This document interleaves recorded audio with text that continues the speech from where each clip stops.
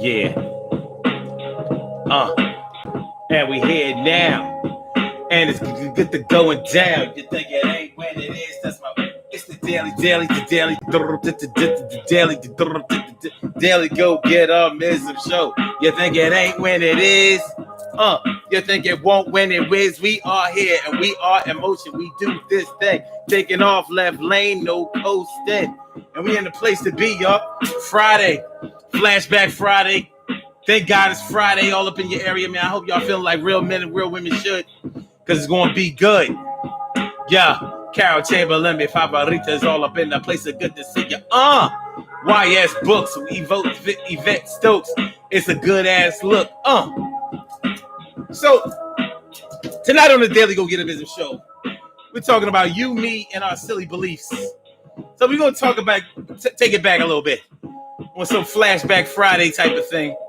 We're going to go back in time and we're going to talk about the things that we used to think, the things that we used to believe, our view of life as a young and impressionable person who hadn't learned and took the bumps and bruises that life was going to discern.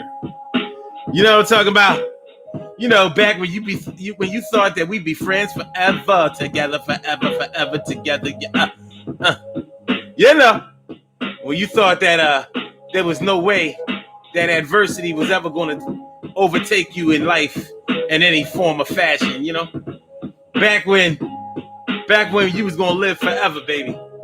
Like fame, you was going to live forever. Yeah. And even when I get older, everything is going to be in place. Everything is going to be all right. Well, you know how it goes when life blindsides you, or sometimes gives you that head-on collision. Well, if you think change is hard, try to stay the same all your life, and you will see. You will see. It's the daily go get mism show. You, me, and our silly beliefs. Yeah. So that's how it's going down on the daily go get a mism show. I hope y'all feeling good. Rainy, a little bit chilly today. It's one of those days. This is one of those days where people be talking about like, yo, you know, this is one of those days you just want to stay in the house and have sex all day. I noticed that when people say that, they don't never do that shit. It's always on the days you got to go to work, and at least one of y'all have to go to work, you know. So you hardly ever live out one of those fantasies, but it's one of those things, one of those days that we have to get through, and we have made it through it. I mean, it's not midnight yet, or 11:59, but we are in motion, and we're going to do this thing, and we won't be coasting. My brother from another mother, Norris Hill. I said my brother from another mother, Norris Hill. How you doing, my brother? Thanks for coming on out. Glad to see you. That's why I have to give you a shout. Let's get it popping, y'all. Urban Therapy with Sun 752. With this your daily, the daily go get a business show. We do this every single day. Every day it rains. Every day it rains. And the DG will do the same. I'm your host, Sun 752, aka Omar with the. And if you can't say Omar with the, well, then you should say Omar with the R's. The daily go get a business show all up in your area. Flashback Friday. Thank God it's Friday. And today we're talking about you, me, and our silly beliefs. So we're going to take it back a little bit to a different place in time. A time when you were a little bit younger, a little bit more impressionable. And we don't even have to take it all the way back to when you were a kid or a teenager or even in your 20s or your 30s. Whatever the time was when life started to deal you out the hardest lessons that you had to learn, or that you were unprepared for, or that you had resisted learning for the longest time. Like, you know how like when you were in college, you know, you can choose the classes that you want to take outside of the classes that were in your majors. All of your electives you could take on your own. So you're just like, well, I don't want to take this class. I'll take that class. So you could structure your learning experience to exactly the way that you wanted to learn, except for your required classes. Well, life is a required class. It's required reading. It's required viewing, and you will be tested. Pop quizzes all along the way, and very, very big exams that will cover a high percentage of what your grade is going to be. Now, who decides what the grading system is? That's the advantage that you have, because you will be the one who grades it. However, you're going to grade it objectively. Very, very objectively. And you won't have a choice of whether or not to. So, Emily Dunlap in the house. I said it. Emily, how you feeling, ma? So, yeah, we're going to talk about, when we really thought, at that point in our lives when things changed, and we knew at that point that there was no going back to what we thought before. I mean, so much of this can be tied in to whatever you were taught to believe, how you were taught to behave, what your system of governance of right and wrong was. Well, when you get to that point in your life where you cannot control, it is not up to you anymore about how you will proceed further, or should I say forward. That's when you have been dealt that life card. You know what I'm saying? Anybody in here know how to do the tarot? Where my tarot card readers out there? You know what I'm saying? Somebody know how to do astrological charts out here? Well, anyway, even if you don't know anything about that, or you don't know how to do that, but you have an interest in it, what you will notice in those things is that they deal with a lot of things that change your life. And when you come across a life-changing event, what that has a lot to do with is the fact that we try to find a comfortable place in our lives, even if it really isn't the most comfortable place, but it's something that we can get used to. It's something that we can predict. It's something that we can calculate, and it's something that we learn how to get around. That's why some people can really, really make it in corporate America. Some people can't. Some people can really make it in blue collar America. Some people can't. Some people can really make it in jail, and while they're incarcerated for years and years and years. And people who have never been incarcerated can't even fathom how somebody would have to get used to that, or how somebody would get used to it. You understand what I mean? But when you get to that point in your life, when something happens and you realize, like, my life has been ended. My life has ended in that lack of knowledge that I have. Now it has begun in this new knowledge. And with this new knowledge comes the new way of living. And I'm going to have to get used to it. It's going to be very stressful. It may even cause a depression, or at the very least, it's going to make me very uncomfortable until I can get used to it. And guess what happens after you get used to that? You have to learn something else that's going to change all of that. Yeah, life is not about complacency. As much as we try to get it to that point, we try to get our lives to a place where it's so manageable for us that we barely have to think about it, because that will put us in the winner's circle all the time. If you knew exactly what was going to happen with each and every waking day of your life, life would be nothing but easy. For some people, it would be boring, though. A lot of people seem to get really bored with the monotony that life can give. But I don't think that there's anything wrong with knowing what to expect and being able to prepare for that. But life just doesn't work that way. So when I say the title of this show tonight, which is You, Me, and Our Silly Beliefs, I'm going to take it back to a time when our naivete took center stage, when we thought we knew everything. Like, for example, when I got out of college, you couldn't tell me shit. You couldn't tell me shit. Now I had my little street knowledge, my little book knowledge, my little love knowledge, my little life knowledge, my little friend knowledge. I was the total package. Graduating in college with a C average. I wasn't no scholar. C average. And I mean CC. I don't mean C plus. I wasn't like in the 79s or some shit. I was a C. C. I definitely rebelled against excelling academically, but I had the skills, I had the skills to get the degree, you know what I mean? But I learned a lot, regardless of how I did in my classes. I learned a lot, and I thought I was ready for the world. You couldn't tell me shit at age 23. I mean, nothing. You couldn't tell me nothing. I'm like, shit, I got this. But there were a whole lot of things that you could definitely tell me because I didn't know shit. You know, I may have been a little bit more advanced than some of my peers who hadn't had the experiences that I had. I traveled the world a little bit, went to Europe a couple of times, traveled a couple of European countries. I thought, like, yeah, I haven't seen people, met people, stayed over there, you know what I mean, for a good little while. You know?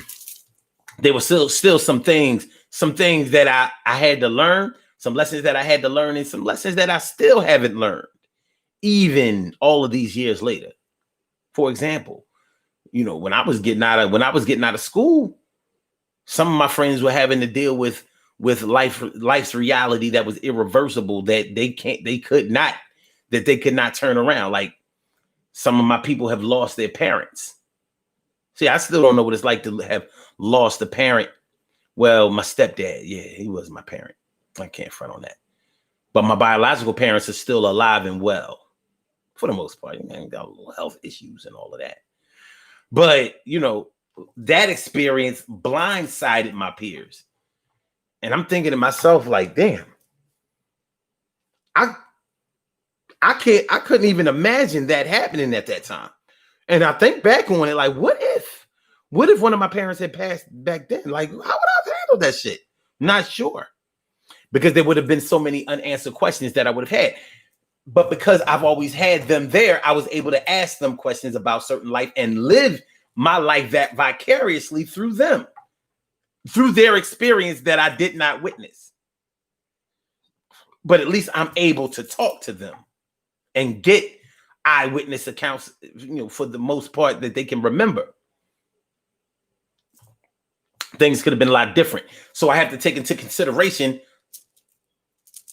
my buddies, girlfriends, people who lost their father, they lost their parents, had to deal with it,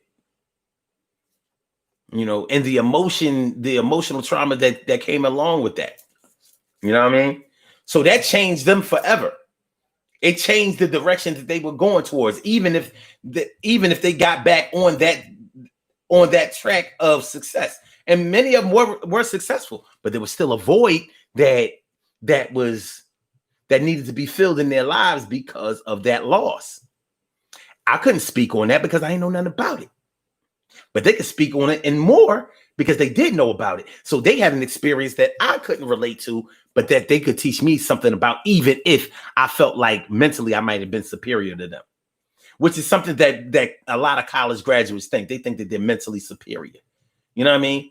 That's one of the things. That's one of the lessons that I had to learn. Like, get off your fucking high horse, dog. I don't care what you know or how much you've learned or where you've been or what you've experienced. Somebody can always teach you something. And at least I was grounded enough to believe that, to know that, I should say.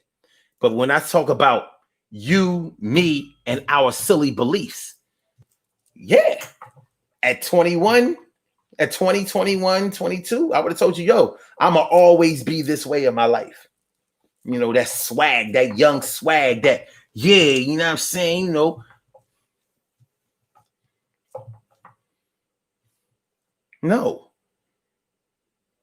Those people I was acting like that around and saying that to, and they ain't even around. I thought we'd always be crew. I thought we'd always be friends. I thought we'd always be down. I thought we'd always get in. I thought we'd be successful together and still be smoking weed and drinking and acting all crazy and really thinking that we going to be the best in the world. We going to rule it and everything is going to be all right. But we was fooling around with each other and thinking all these crazy stuff. But we found out that life really gets tough. Word. So we're going to talk about that. You, me, and our silly beliefs.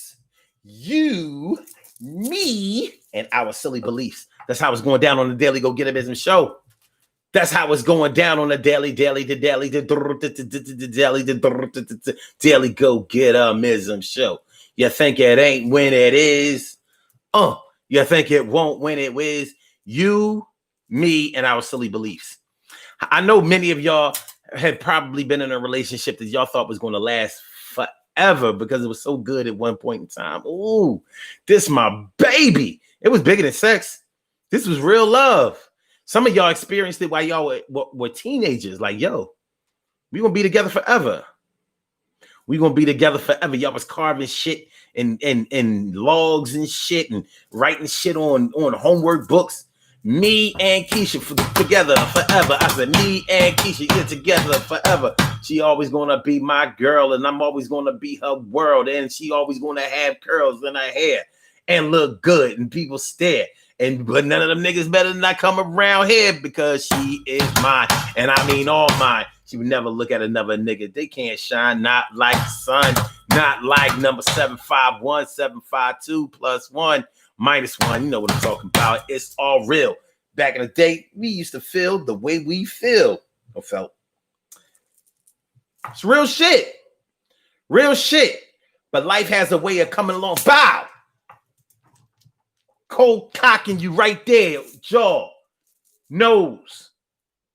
Knocks you out for a minute. But it's all good. What's going on, T. Carey? Right up here for the night. Good to see you. What a hell of a sight. And Krista Catchings, what's up? I'm going to give you a rhyme. I wouldn't do it before, but you know what? You put in time and you've been coming through for the show. I didn't think you would, but you be coming through in a regular good. And Annette Davis, the number one. Annette Davis, the number one. What's going on? What's going on, y'all? And the beauty I cannot see, Cherry. A Cinderella day to day. Well, it's the woman day to day with fame. And Shirley Show, the world's most precious and greatest pearl in the world.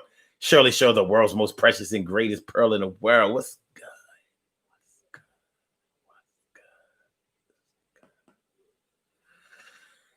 Oh man, sorry, but I'm sorry about the death in your family, Emily. I really am. We just had a death in my family yesterday too. My mom was real upset about it. Peace to you and yours, without a doubt. And our deepest condolences. I hope that everything works out, and I hope that whoever your family member was, I hope that if they were living in a painful existence, that they're not in that pain anymore. Of course, their loss will always be something that you will mourn, and the selfish parts of us wishes that they could still be here, even if they weren't in good health, because we have that optimism that, one way, someday, God is going to make a way, because he's the only one that can take you out or keep you here, right? But peace to you, Emily, on some real shit.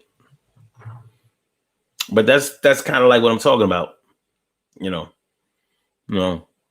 when our strongest beliefs in something gets shattered or gets shaken. Our strongest beliefs, the people that we believed in the most, the people that we held in the highest esteem, the ones that we thought would never, ever sell out, ever go route, ever front on us, ever push to the back of the bus, ever not be there, ever have nothing to share, ever be like, what? That shit is quite a gut punch. You, me, and our silly beliefs. So y'all remember that first boyfriend y'all had, ladies? That first real boyfriend. That first real love. He might have been the one that made you come. For a lot of women, the one they fell in love with was the first one that made them come. Like, oh my God, I've been having sex for years. Look at this shit here. He done brought something to the table. Plus, he's fine. You know what I mean? That's my boo. And him making me feel that way, he would never make another girl feel that way. No way.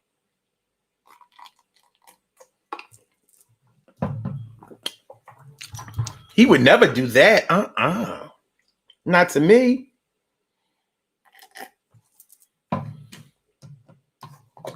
You, me, and our silly beliefs. You, me, and our silly beliefs. Our silly beliefs. Because more than likely, we hung around people who were like-minded.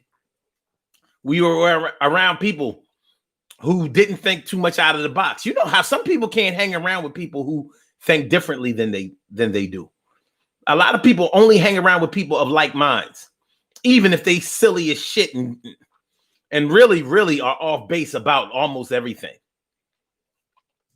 People who live in a bubble hang around with other people who live in a bubble. A bubble. They living all in a bubble. All right, let's get it popping. All right, what we got? What we got? All right.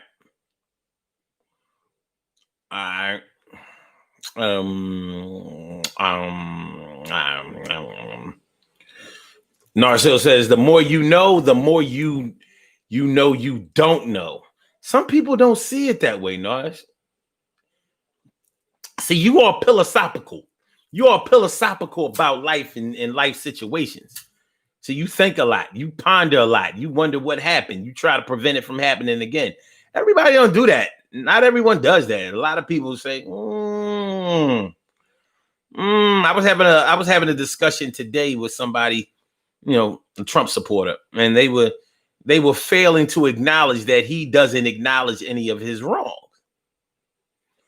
And for you to never acknowledge that you're wrong or that you made a mistake or that you're not the best at something or whatever, that's like never growing up. If you really think about it, that is the height of immaturity. Like, I can't even elevate to a place where I can start to let go of my ego. I can't get to a place, no matter what my Asian experience tells me, I can't get to a place where I can be looked at as just somebody else who is flesh and bone and a bunch of hormones. Flesh and bones and a bunch of hormones. Flesh and bones and a bunch of hormones. I said flesh, bones, and a bunch of hormones, which is all we are. Okay, blood too. Blood, flesh, bone, and a bunch of hormones. Our hormones determine the way that we feel. Not just what we think, but how we feel. The way it really affects us. And the way we feel governs whether we will want to do something again or not. Simple as that. Simple as that. Christopher Catching says, I paid a lot of money and invested a lot of time and effort for that degree. Certainly a testament to my endurance, no different than a decorated soldier. No, it's different than a decorated soldier because where you spent a lot of all that time and effort, nobody was shooting at you, trying to end your educational experience. So it's a little different. Yeah, it's a little different. Now, I might not have a lot of good things to say about the military as a company, as an entity, but soldiers themselves are people. And their experience with that PTSD, that shit is real. You know what I mean? There's something life-changing about, going through basic training and forming that brotherhood and camaraderie, and then your man getting his head blown off right next to you and shit. When y'all was just talking about what y'all was going to do when y'all got back home. And he went home, but he ain't talking about his home, the city where he grew up in, the town where he grew up in, the country where he grew up in. He went to a different home. He went to a home. He had a home going. And you don't even have time to mourn over it because now you got to pick up that, aim that gun and try to either get away or shoot back whoever shot him. And even if you shoot the person that shot him, that ain't going to solve shit for you. That is no consolation for you. So, yeah, the military and college, different. Very, very different. I mean, I see what you're saying as far as the emotional effort or the mental effort that you put forth. But in college, ain't nobody wake you up at I don't know, 2, 3 in the morning and make you run 10 miles a day. Anybody do that? Ain't nobody build you up to like almost Superman health status, all just to help you be able to avoid becoming a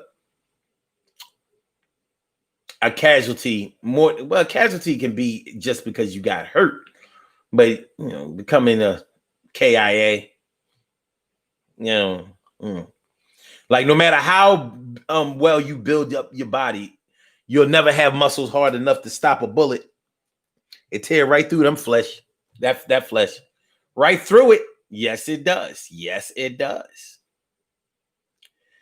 Yes, it does. Thank you, Carol. Carol, appreciate that. Carol Chamberlain says, "Yep, sure did it. Sure did. It was puppy love when we went to the zoo on a school trip, and he bought me a pig, and I still have it. He bought you a whole pig? Oink oink. I know you ain't still got that pig. How long pigs live? Oink oink oink. Would y'all feed a pig? What kind of pig? Porcelain pig? Plastic pig? Wooden pig? Oink oink oink. Was it pink? Why do we think pigs are pink? Why do we think that? Why do we think that? Thanks, Carrie. Appreciate it. YS Book says, I don't think my first boyfriend would be around. Oh, I didn't think my first boyfriend would be around forever, but every year he stopped by. No funny business. So he did remain a friend for life up until this time. But there may have been a time when you thought like, yo, we gel together so well. We click together. Yeah, we could do this. We could. I mean, am I the only one who knew people in high school who wanted to get married in high school while we were still in high school? I'm talking about 15, 16 years old. And they was already talking about like, I was personally shocked when anybody stayed boyfriend and girlfriend in high school for more than 2-3 years. Like 3 years. So y'all got together when y'all was sophomores. And by graduation, y'all was still together. I mean, at that time in your life, to me, it's miraculous. But that shows you where my head is. I'm thinking like, shit, there's a lot of pretty girls in high school. And a lot of pretty girls in other high schools. Why would I want to waste my life? I mean, yeah, I had a girl, but I didn't think we was going to be together forever. We was going to be together until we broke up. But that's my mentality. Not theirs, not his, not hers. Maybe not yours. You know? So it's different. You, me, and our silly beliefs. You know, we used to, and speaking of which, when you get with somebody, when you have love in your life that you can really talk to, really relate to, somebody you can yell around, not necessarily yell at, but yell around, cry to, cry around, express yourself, let us see, see if you can dance or not, those silly dances or whatever. You know what I mean? Somebody like, let's say all right, for example, I listened to a lot of 80s pop when I was a teenager. I was always into hip hop, but I also listened to 80s pop. And back then, that was white music. So a lot of people who listen to 80s pop before act like they didn't used to listen to 80s pop. So like at 50 years old, if I'm around you and I don't know, a random 80s pop song come on, maybe not one of the most popular ones, you know what I mean? Like maybe, like, don't you forget about me. You don't. Oh, it's not that you don't know the song. You know the song, but I can't enjoy that song around you. See, that's the problem. So I'm like, oh, so I can't enjoy the things that I enjoy, the innocent things that I enjoy. Like I can see if what I enjoyed was having sex with another girl while you looking or while but like, so I got to act like I didn't like stuff before that I did like.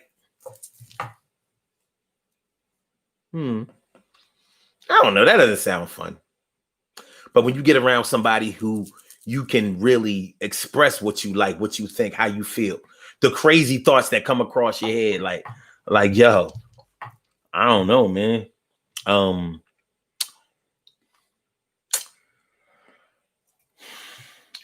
I heard that you choose your parents before you come into this world, but I'm not exactly sure if there's a commission that you stand before, to choose those parents and shit, and I'm not really sure about how the genetics play into that and all that.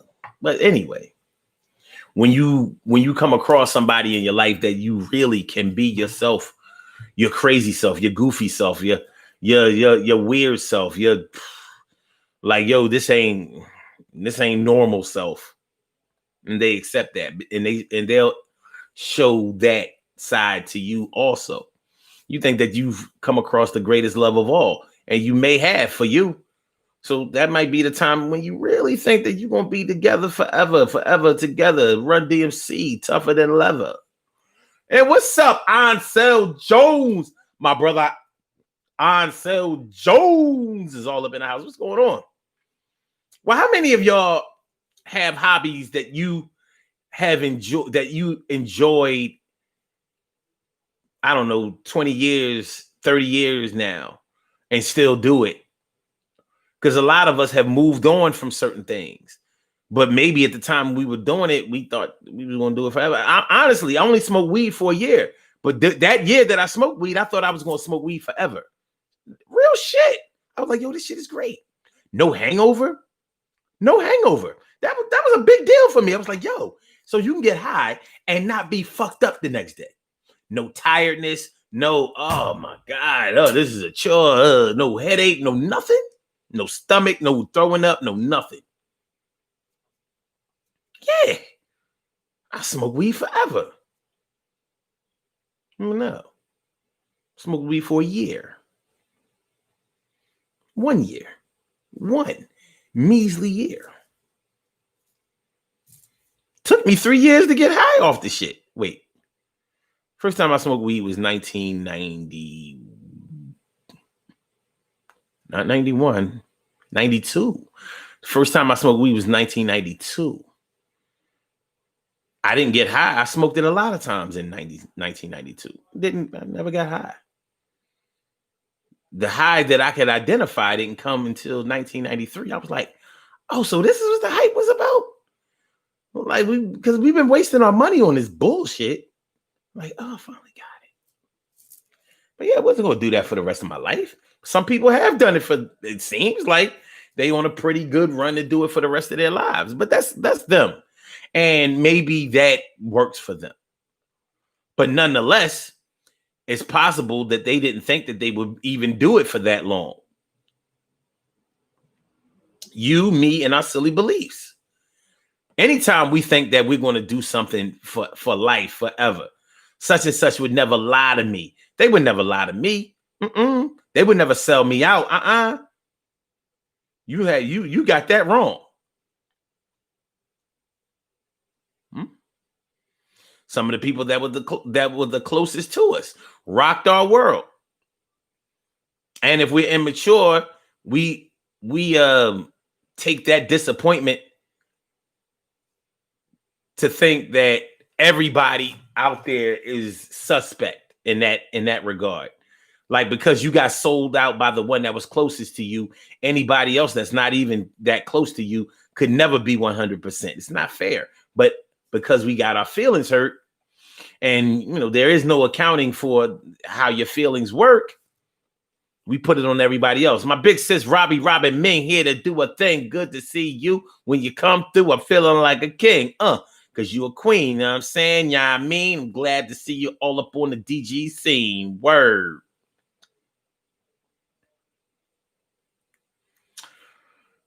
Why? Okay, wait. All right, let me scroll down, see a little bit, see what y'all talking about. See what you're talking about. Wait. Okay. All right. And then David says, my first love was abusive. I didn't know what real love was until many years later. Well, how about that? Well, let me ask you this, Annette. Because your first love was abusive, did you think that that was what love was about, being abused? You know, like, well, people who love each other put their hands on each other. That's just the way it is. It's not a big deal until it gets really, really out of hand. And I'm only asking you that because your experience is your experience, and you never know. You may have felt like, well, that's just the way it is. You know how sometimes when you see an example of what happened to somebody else, and then it happens to you, you start to think that, oh, everybody does this, and we have known people who will say that everybody does that. Somebody get caught smoking weed, get caught using drugs. Well, everybody was doing it at the time. Don't we say it? Well, that's what everybody did. We don't know everybody. Some of us can't name 100 people right now. At 50 years old, can't name 100 people that they know. It's not a big deal, but it does factor into our thought process and what we think, how we think things are. Now let's say you grew up in a household that was an abusive household. Mommy and daddy, or mommy and mommy boyfriend, or daddy and daddy's girlfriend. Well, they fight sometimes. They love each other and all of that, but every now and then they get into it. They be rumbling. Sometimes it gets bad. Most of the time it don't get that bad, but it's definitely a physical relationship. And I don't mean physical in an affectionate way. And then it happens to you. You start thinking like, oh, maybe this is my plight. You, me, and our silly beliefs. That's why it's so important for us to witness things that break the chains, break the chains of ignorance that we all have. Break the chains of us thinking that, oh, this is the way it's always going to be. We got to break those chains, baby. We got to relieve ourselves of that bullshit. Do you know what I'm saying? Actual facts, baby. Let me see. Y'all can call into the show. If y'all are so inclined, you want to get on the microphone, call on the telephone, tell me what you're saying, whether or not you are alone. You can do it right now, Uncensored Show. You can say whatever you know. Express your passion in any form of fashion. We can do that shit short time, long lasting. 319-527-6199. It's the number to call. I said a 319-527-6199. That's the number to call. I said a 319-527-6199. Yes, y'all. I said a 319-527-6199. Yeah, get on the line. I said a 319-527-6199. Yeah, get your shine, baby. Get your shine, baby. Get your shine, baby. Get your shine, baby. Get your shine, baby. Get your shine, baby. Get your shine, baby. Get your shine, baby. 319-527-6199, baby. Totally uncensored. You want to cuss, you want to curse, you want to swear, do it right here. I don't care what you say. I don't care if you want to yell, scream, holler. You could do it all for free, no dollars. And that's my words, y'all. Express your passion in any form of fashion. We do this shit short time, long lasting. 319-527-6199. Make sure that y'all hit that like button, man. Make sure you hit the like button. Make sure that you share the show, and make sure that you subscribe to the channel if you haven't subscribed to the channel yet. It's the Daily Go Getimism Show, all up in your area, and we are doing the damn thing. We're talking about you, me, and our silly beliefs. So we're talking about loosely so far about how, we're on a certain path of thinking in life, and then something comes and blindsides us and screws up that whole notion of false beliefs that we may have had. And that's not to say that the beliefs that we had, even though they may have been false and not steeped in reality, it didn't mean that they were bad. It's just that our optimism took center stage, and it really wasn't warranted. So something had to happen in our lives to ground us a little bit more. That's what we're talking about here on the DG Show. So I want to tell y'all that I appreciate you coming through. Yes, I do. And I hope y'all come through tomorrow at 11 too. The military is a business. People don't read what they sign. Well, that's almost any job you take. Most people don't, all that stuff you sign when you go get a job, all you be concentrating on for the most part is, all right, so I get paid how much an hour or how much a year? And what are my hours? Because you figure you already know how to do the job, so you don't really need to know all that much. I ain't got time for all this fine print shit. You might have been signing some shit that said, yo, you gotta love thy coworker. Love thy coworker. These motherfuckers crazy. Ooh, you violated.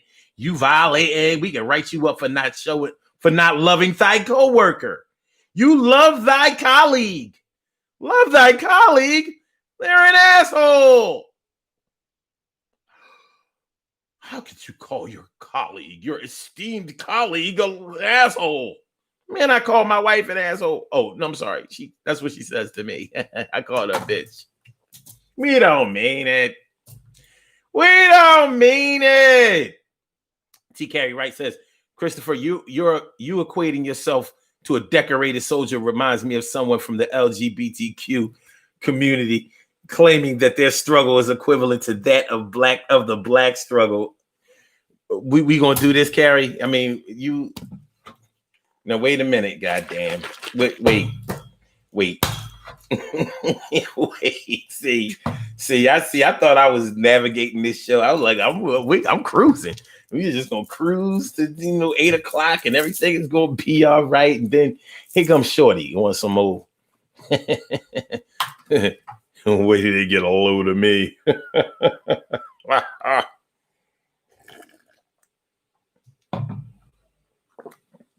That's what we doing, Carrie. Hey, yo, Carrie. That's what we doing, Carrie.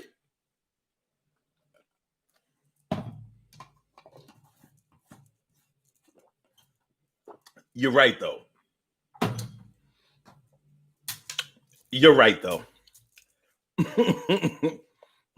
I wasn't going to say all that.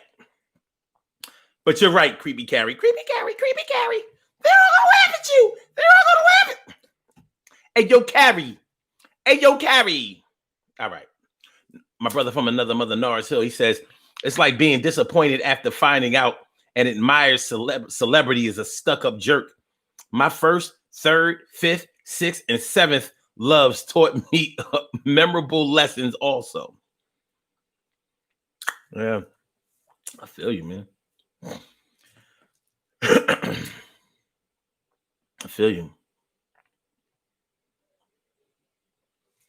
Christopher Cassie says, they are the same color as white people. Now I'm lost in that conversation. I don't know. All right. The beauty I cannot see, Cherry says, I lived in a bubble. My circle was always the same until my circumstances changed, finances, divorce, and then I was the odd man out. My circle was no longer my circle. I was a square peg.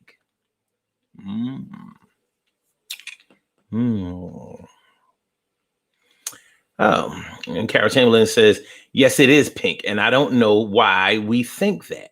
Yeah, why do we think? I've seen pigs in real life. They ain't pink. They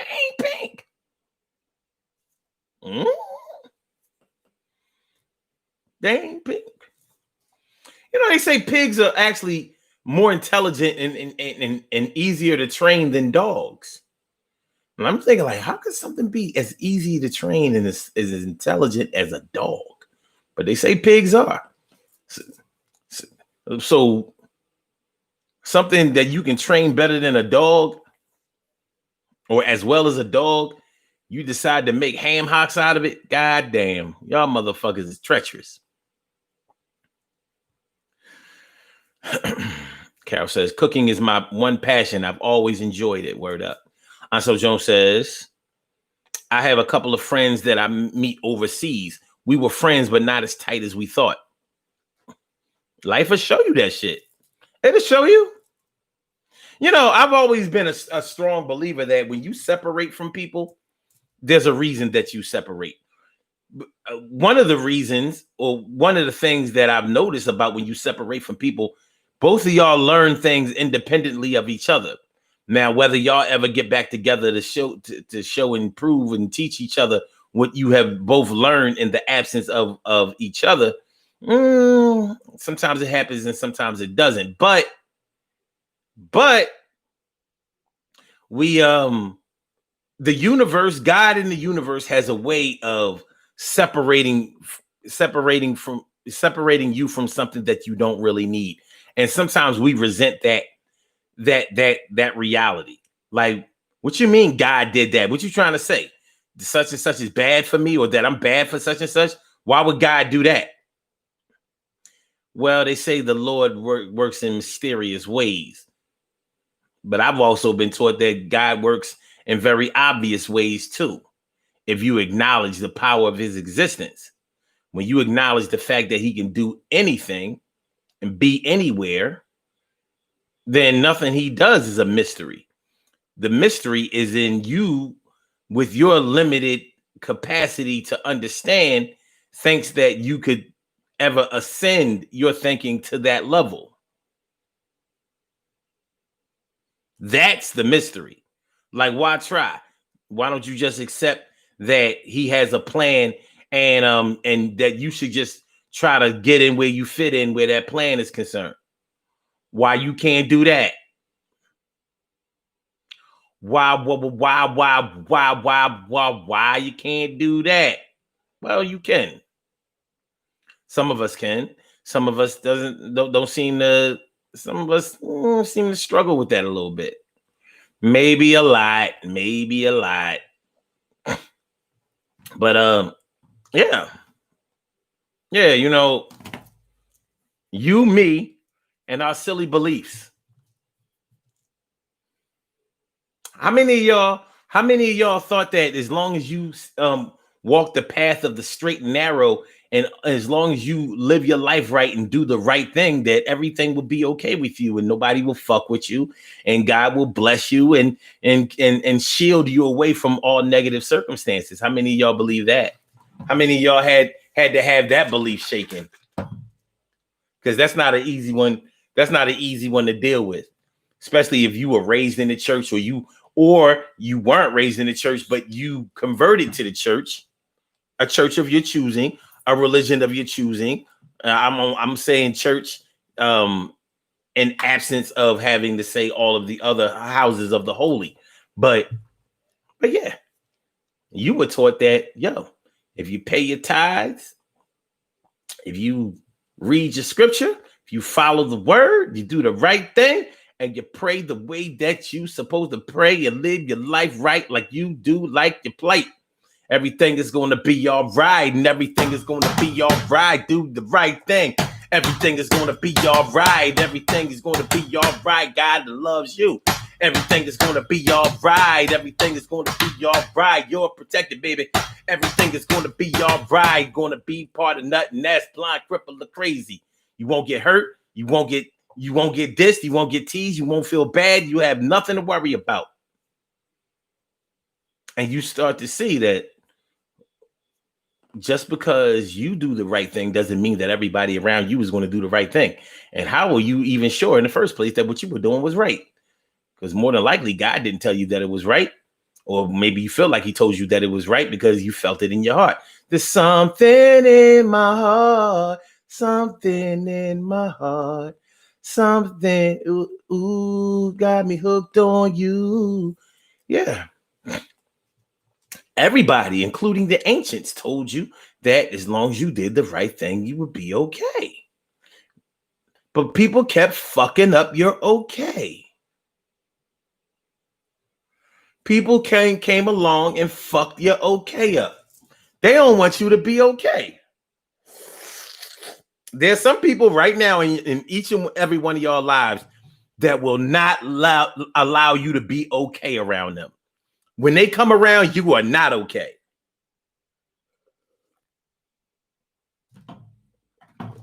Ain't that right, Annette Davis, the number one? Ain't that right, Annette Davis, the number one? Yo, ain't that right, Annette Davis, the number one? There are people in your life right now that will not allow you to be all right. Every time you try to achieve an all right, they fucking un-all right you. Ain't that right, Annette Davis, the number one? Mm-hmm. Are you somewhere saying, yup? Let me scroll down, see if you wrote it.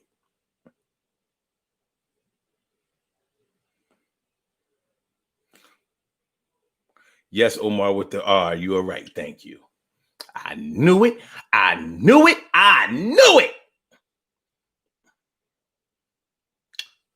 Now, wait a minute.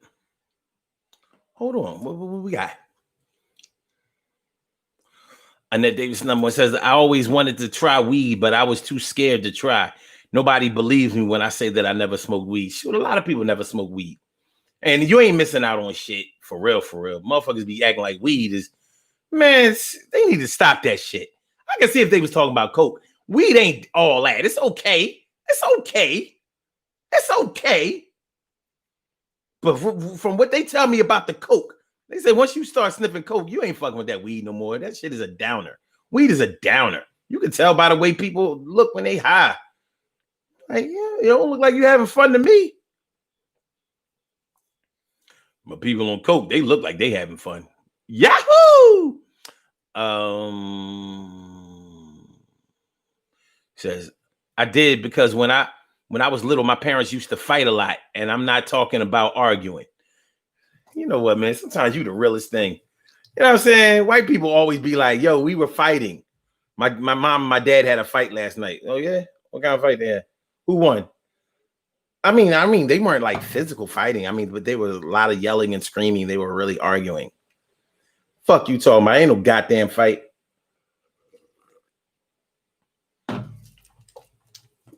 If that's your idea of a fight, there's a fight in my house every goddamn day. Sometimes it ain't even arguing and yelling.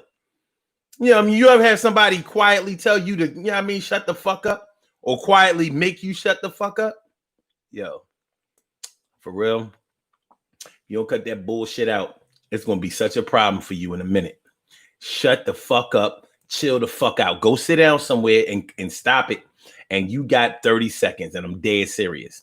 You know, that's the real demoralizing shit. Like, damn, you can't even just yell at me. You know what I mean? You just going to quietly, you know, fuck my whole world up. Marcel says, oh yeah, before music videos in the 80s became popular, it was either black music and white music. Exactly. White gospel music was not just corny, but it was funny to watch the performances.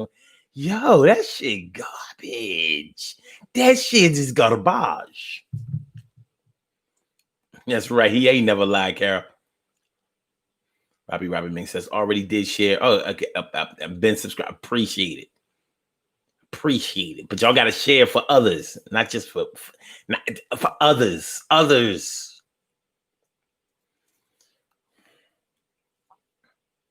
Vinay Hardesty. Wait a minute. Vinay Hardesty says, some things must evolve with time, including perception and expectations, because the experience is altered with time. Example, technology brings forth change in and of itself. Word. Welcome to the show, Vinay Hardesty. Thanks for coming through. I appreciate me some you. It's true. And believe me that I do.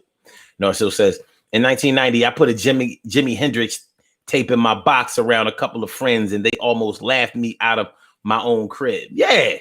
My man, who was like my best friend, he was strictly rapping R&B. And which is funny because he grew up in church. So it used to be like a lot of gospel and shit. He started to grow up a little bit. Actually, when he started hanging around me, I think I had a lot of influence on him.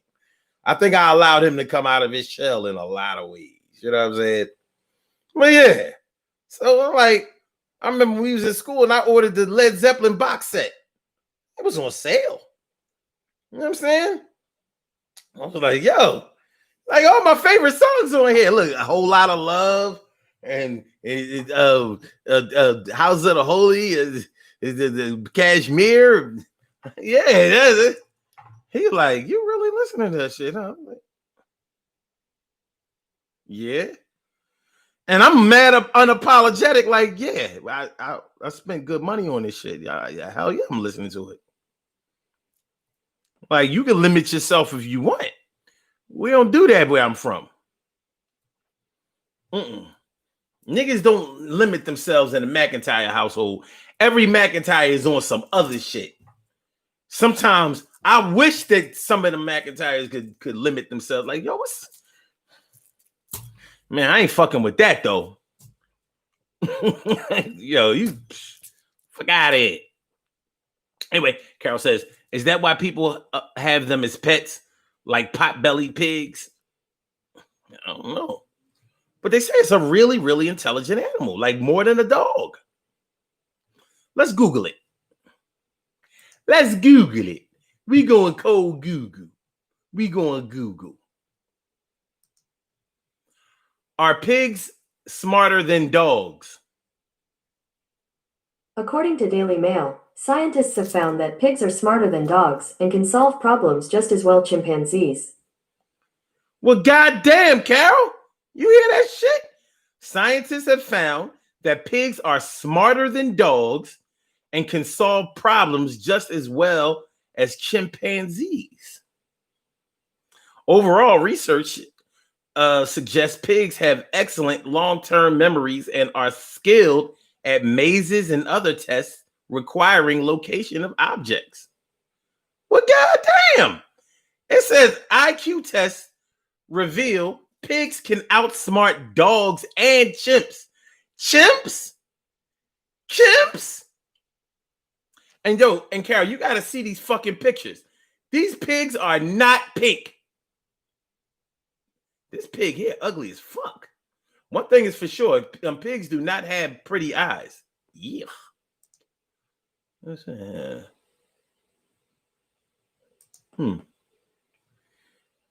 Even the white, okay, like their ears and nose look pink. Okay, this one is kind of pinkish. This one is white. This is a black one. All right, I can kind of see where they got the whole pink thing. But look at this pink. Look at this one brown. I don't know. Pig's ugly, man. Fuck that. This shit's ugly as fuck. What kind of nose is that? Ham, anyone? These motherfuckers outsmarting dogs. And exactly how do they outsmart a dog? You know what I'm saying? That's what I want to know. What is it? Like, do they read? I don't know. Man, pig's ugly though. Damn, this is disgusting. Squeal, squeal, squeal. Squeal, squeal, squeal, squeal, squeal, squeal. Hey, well, there you have it, Joe. Seconds. There you have it. Pigs doing the damn thing more than dogs. What do you think about that? CC. Carol Chamberlain, CC in the house. CC. And that David says, if that's true, I'm a get me a support pig. You gonna get yourself a CNI pig too? Huh? I'm blindy.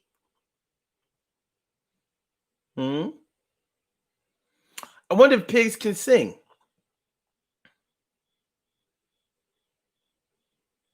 Call me, my line. Call me, piggy, anytime. Call me, my.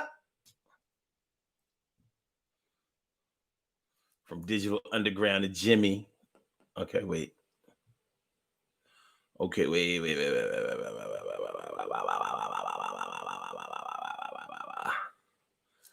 Carol Chamberlain says, Norris, I loved Hendrix. Jimi Hendrix was dope. And, you know, he started following the Black Panther Party near the end of his life, and a lot of people feel like he was murdered. And it was a little weird because there were drugs in his system, but there seemed to be drugs that were in his system after his death. Like, something wasn't right. Something wasn't right. And that chick, you know, the white girlfriend,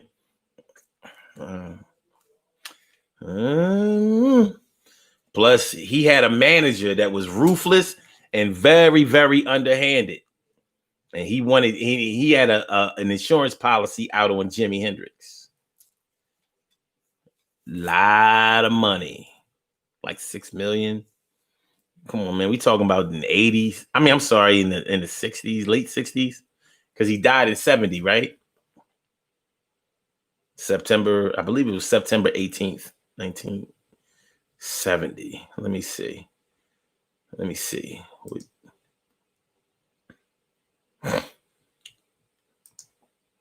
What day did Jimi Hendrix die? Jimi Hendrix died on September 18th, 1970. Huh? I wonder if a pig could do that. Are you smarter than a pig-year-old? A pig-year-old? I don't know. Baseball is my first love. That's what Ansel Jones says. Baseball is my first love. Then I found out people abused drugs. Killed my whole childhood. So what you saying that little... What kind of drugs? You don't mean like performance-enhancing drugs, do you? Because you talking about drugs, you talking about like Darryl Strawberry.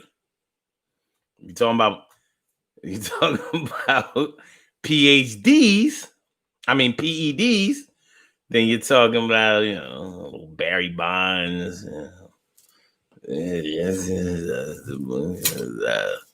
The dude who used to be dark skinned, now he's light skinned. Won that little home run thing. And Mark McGuire, Sammy Sosa, Alex Rodriguez.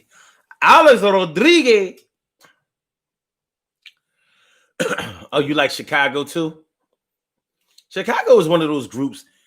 Like, to me, Chicago is like one of those groups that are like Kool and the Gang.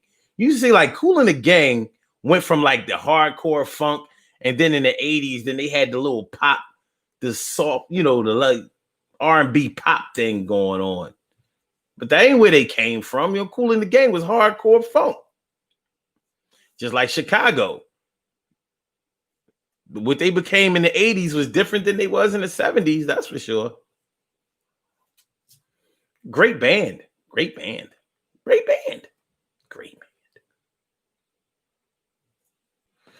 Oh, shit. At 15 and 16, my oldest brother introduced me to jazz.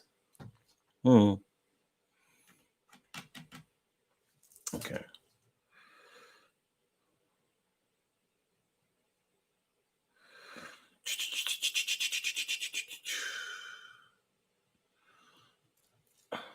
No, it says my musical horizons began to broaden towards jazz in my 20s. Spiral Gyra, Yellow Jackets, Chick Corea. Okay. That's what's up. And then David says, I used to know all the lyrics to Charlie Daniels' Devil Went Down to Georgia. So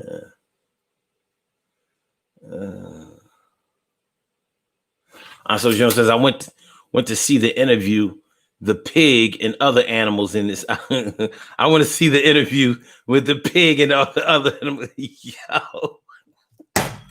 Look, my whole system of belief is shattered today. I heard that they were smarter than dogs, but chimps?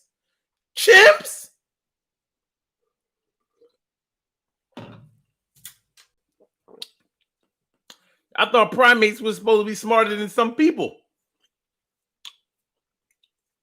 All right.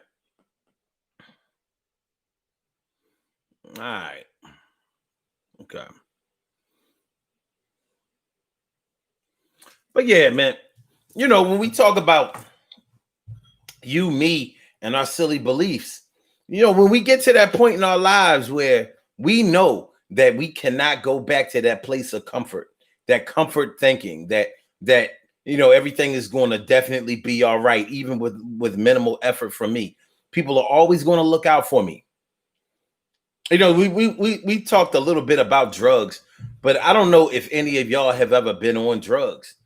But one thing that you may have said when you were younger was that you will never ever use drugs, or that you will definitely never ever abuse drugs. You'll never be a drug addict. You know how many drug addicts have said that shit? Or I can never see myself being homeless. I can never get like that. You know how many homeless people have said that somewhere in their lives? Even some people who have fallen in love or had their nose really open and were in love to the point where they would do anything for the people that they were in love with. And they probably said to themselves, I can never be like that. Shoot, you got to be stupid to just follow somebody blindly like that.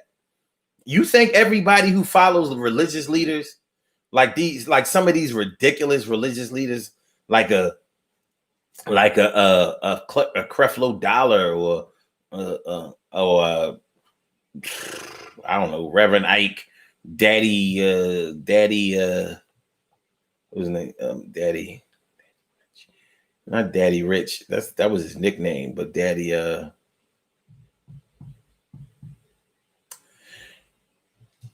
y'all know he basically taught everybody how to do this, son.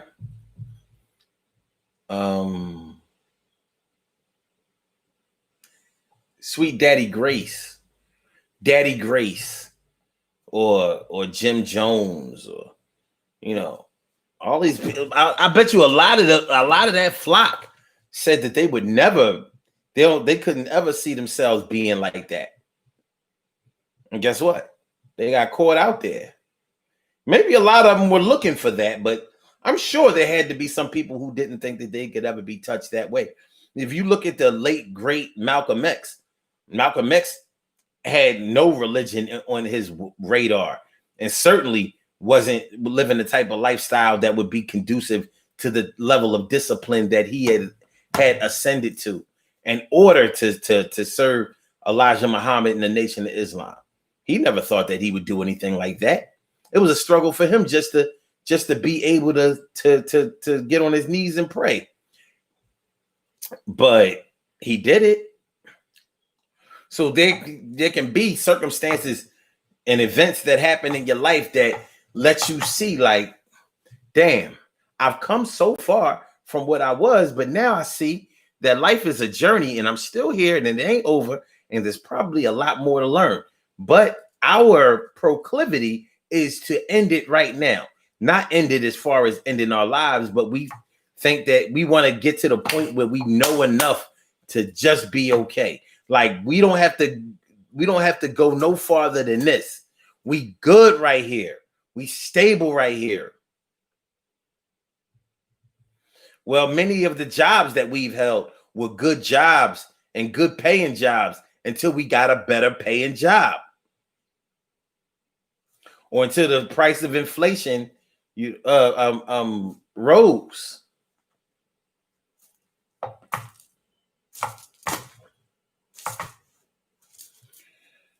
So your station in life is directly linked to how much you've learned in life.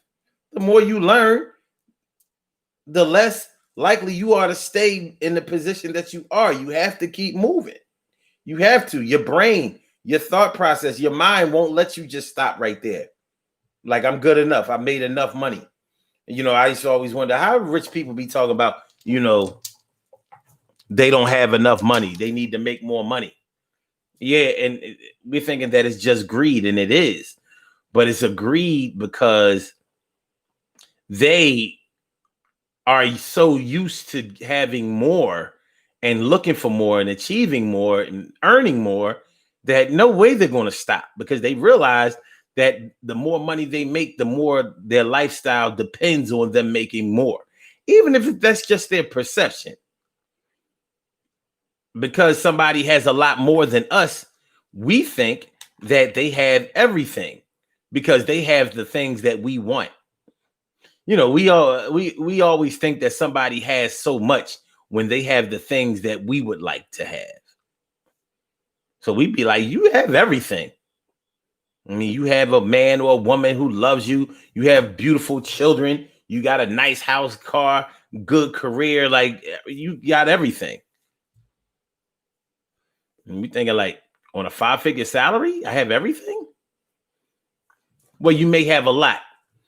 Because when a person doesn't have love in their lives, when people don't have love in their lives, anybody who has love has everything. And I can't even disagree with that. Now, how many of us have had to come to the conclusion that sometimes the people who say that they love us don't love us? You know how defensive that can make us. And that's a gut punch. That is a gut punch. You was lying about loving me? Well, no, they may not have been lying about loving you, but they were sure lying about the way that the love is supposed to be expressed. They was lying about that. And that's something that you couldn't get over with because your whole notion of trust was tied into that fidelity. That fidelity.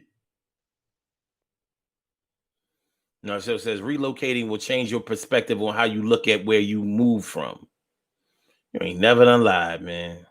You know, I saw a meme on Facebook, and well, no, it was a post on Facebook, and my man put it up, and he asked, "Have any of y'all ever lived in the projects?" And you know, there were people there. You know, the one thing about people who never lived in the projects, they'd be proud to never have lived in the projects. You could have lived in a place more fucked up than the projects, but you'd be like, hell no, I ain't never living no projects. But then on the other hand, people who lived in the project, they proud as peacocks. Hell yeah, I lived in the Jets. I lived in this. They start calling out their projects. And even when they acknowledge that the projects wasn't all, you know, sweet, it's like, but yeah, but you know, there were good people there, and that's where I come from. And that made me who I am and what I am today. And that gives me my perspective on life. You know what I mean? And there's nothing wrong with that. There's nothing wrong with being proud of where you come from and what you have learned and how you have grown up. Nothing wrong with that. Nothing wrong with that. But you look at it and you like thinking like, damn. So I've known people who lived in the projects who made the projects sound like the place to be. Like, I've been to the projects. This is not the place to be. I've spent the night in the projects many nights. My grandmother lived in the projects. So I seen many project fights. You know what I mean? I've kissed many a project girl. They can kiss too.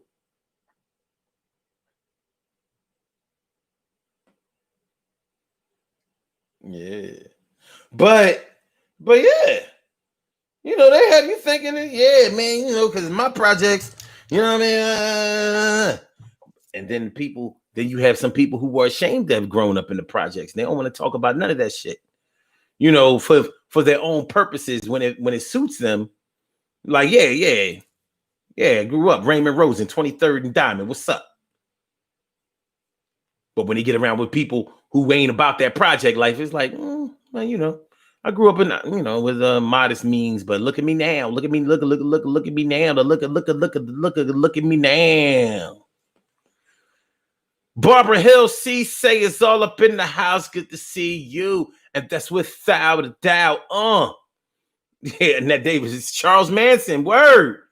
I'm sure that the Manson family didn't think that they would be the Manson family. What was the dude who did the killing and tape murders? The Tex something.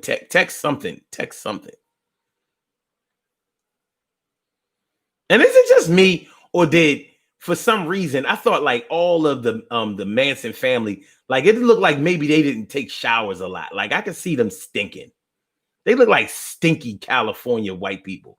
You know, really when you think about that picture of California white people, because they look different. White people who grew up in California look a little different. And all California ain't LA or the Bay Area. You know what I mean? Or San Diego. California's a big ass state. Big as shit. A lot of people in it, and more than enough room for all of those people. But there are places in California that are like little ghost town looking type shits. You know what I'm saying? Like countrified. There are a lot of countrified places in California. Yeah, they don't advertise a lot of that. But if you thinking that California is all San Diego, LA, and San Francisco, you're dead wrong. Even Sacramento or even Fresno. It take what Annette, how long is the drive from LA to San Francisco? Shit, like 10 hours? It's like 10 hours. Shit far as fuck. California big as shit. And one of the reasons why it takes so long is because both of them are on the coast. So when you go up the PCH, the Pacific Coast Highway, you know what I'm saying? It take forever. Take a long time. I tell you what, you won't drive to those you won't drive from LA to the Bay in no 5 or 6 hours. I guarantee you that. Let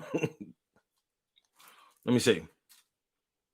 Narciso says, I read a book about a brother that grew up poor going from poverty to philanthropy. It happens. That was the brother named Jay-Z, you know, Sean Carter. Kind of Marcy Projects, you know, Marcy's son. He grew up in Marcy. No way around it. No way around it. Seemed to have done pretty well for himself. Barbara Hill CC says, I left my house that I own to move into the projects, but that's in Manhattan. Yeah, it's in Manhattan. You gotta live in the projects. No other choice. Luckily, I kept my house. I wouldn't live in no New York projects, though. Fuck that.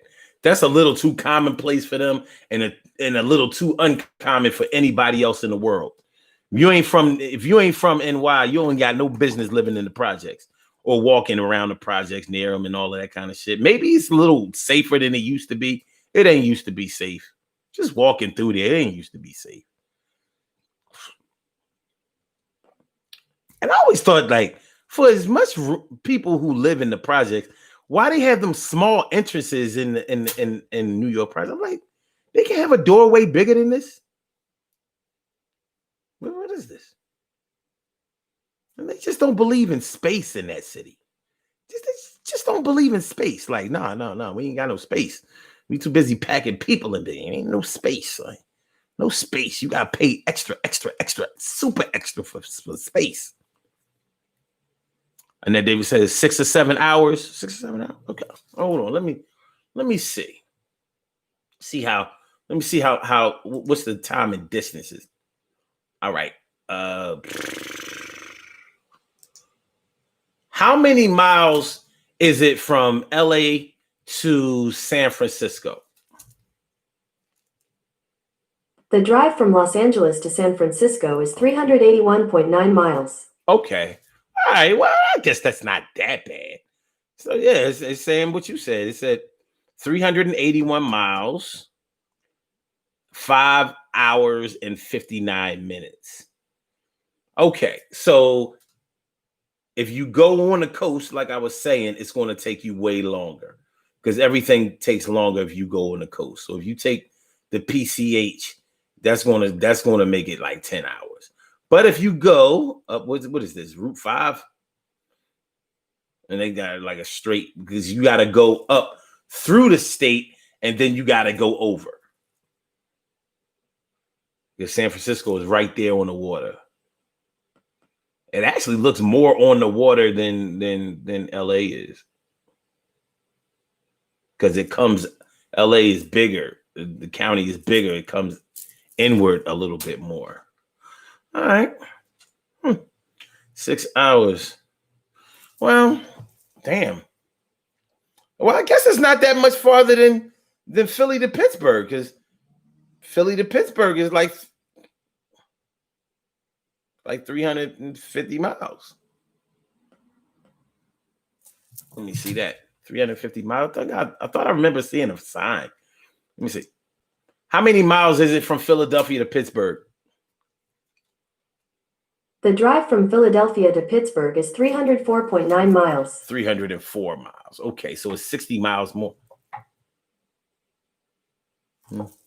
Okay. I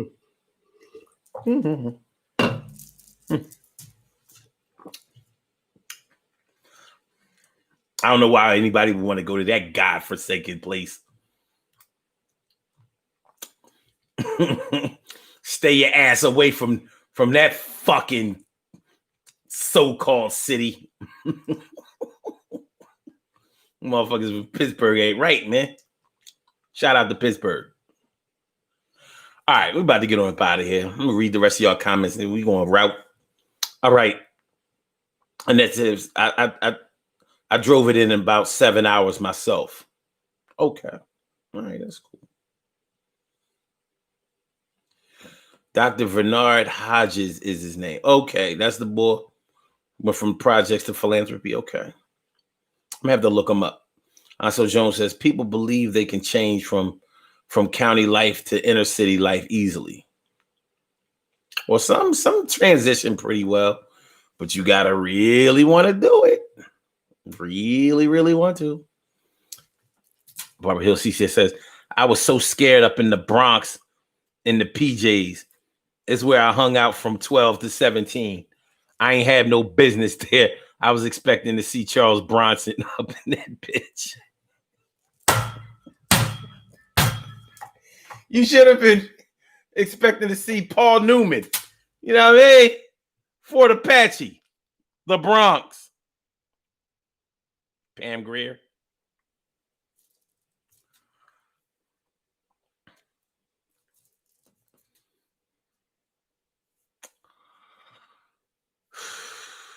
Charlene. Charlene Curry. Charlene Curry. What's going on, Charlene? How you feeling, Charlene? You know.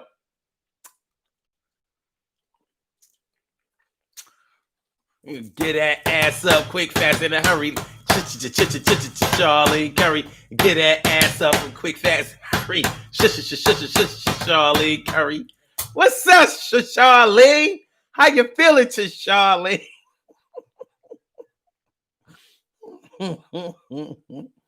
You lived in the projects before, and what? I don't know what. Which projects you live in? Did you live in the building? Did you live in the building, or did you live in the homes? After you answer that question, then we'll make our decision. Carol Chamberlain says, stop it, Omar. What'd I do? I didn't even do nothing. I acknowledge her when she comes in, and you want to front on me? Sheesh. I can't do nothing right around y'all. Bobby Hill CC says, yep, that's what I was going for. Oh, Fort Apache, the cop. Oh, you said, oop. Pentown. Oh, okay. All right, y'all. Let's do these birthday shout outs. Get that ass up quick, fast, and hurry. Charlene Curry. Get that ass up quick, fast, and hurry. Charlene Curry. Charlie. All right, y'all. We have some birthday shout outs to do. Some people were born on this glorious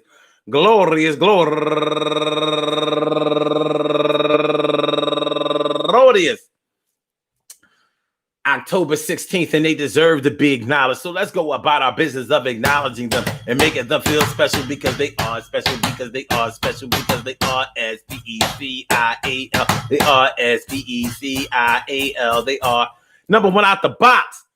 Go get her, my brother England Broner. England Broner hasn't been on this side on the YouTube side, but he used to come through and represent all the time on the Facebook side, and that's still my man. So happy birthday to you, my brother, turning 32. No other. And also Barry Bird Jr. Happy birthday to you, Barry.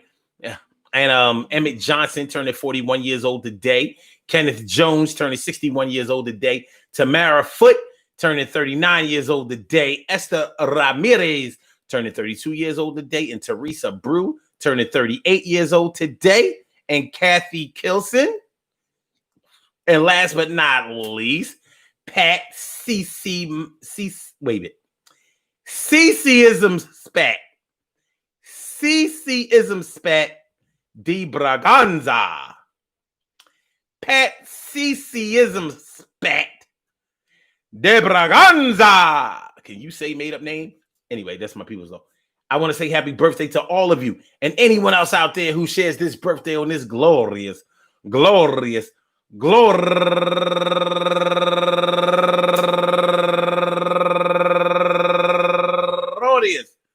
October 16th, anywhere out there in the world, worldwide, internationally, and universally. All of y'all go ahead and turn up. But don't turn up too loud. Just turn up loud enough so everybody can hear you. Rock out, rock on it, do the damn, to rock out, rock on it, do the damn, rock out, rock on it, do the damn thing, to do your thing, y'all. Represent the queens and kings, to do your thing, y'all. Represent the queens and kings.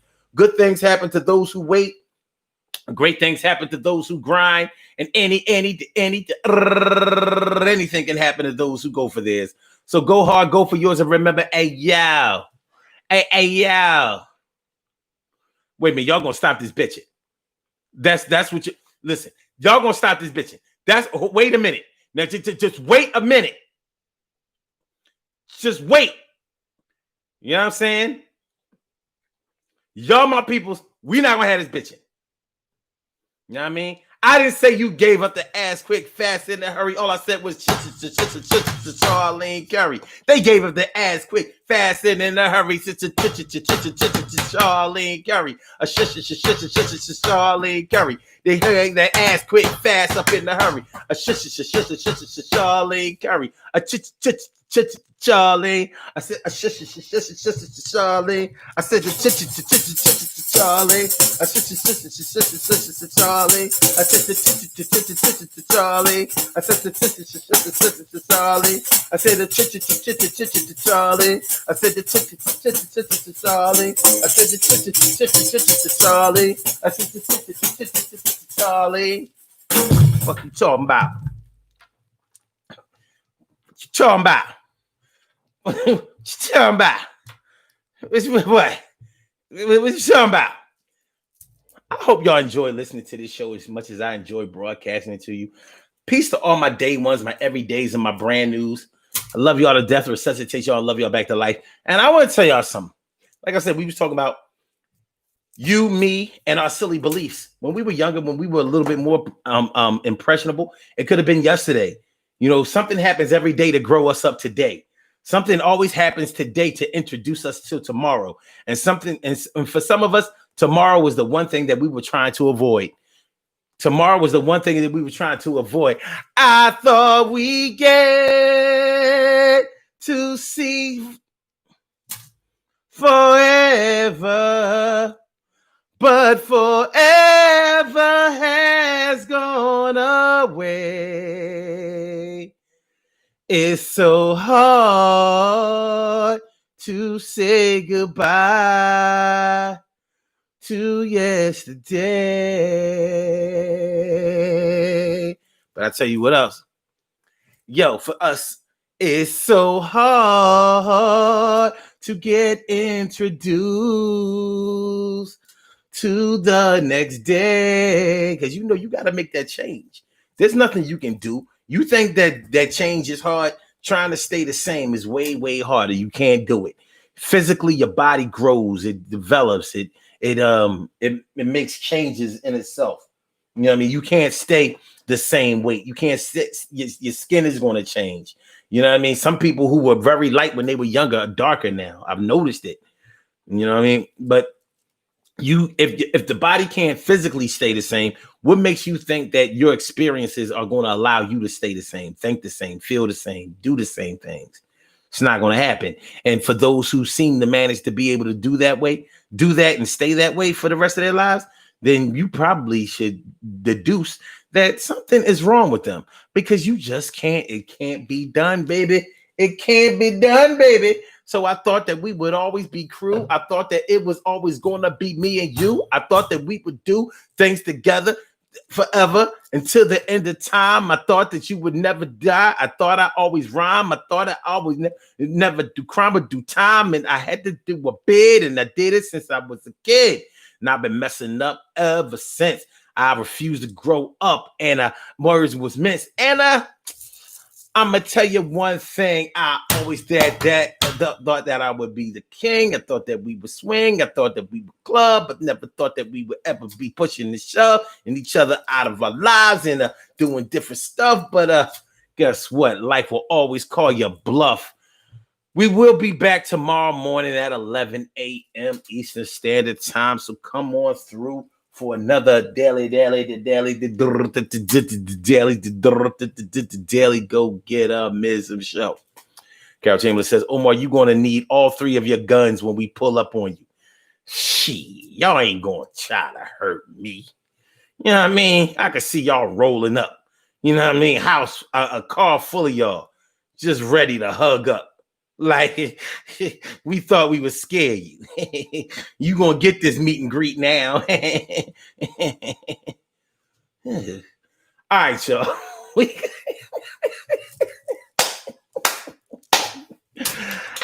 I did. Yeah. Annette Davis says, that's the funeral song, Omar. Yeah, it is the funeral song. And you experience a funeral in your life on a regular basis. The death of the way that you used to think and the way that you used to feel and the things that you can go back to, return to. Yeah, you can mentally remember the things that happened, but you cannot repeat them. No matter what, can't go back. So when people be telling you, all right, we're going to start all over. Oh, no, the fuck you ain't. You're going to continue right from here. You're going to continue right from here because you can't unsee it, unknow it, unlearn it. Can't do it. Can't do it. Can't do it. Some of y'all would have to give y'all kids back if y'all could redo shit. Like, you about to unhave this baby. No, I'm gonna keep my baby. Well, then you gotta refuck that nigga. But I wanted to unfuck him. All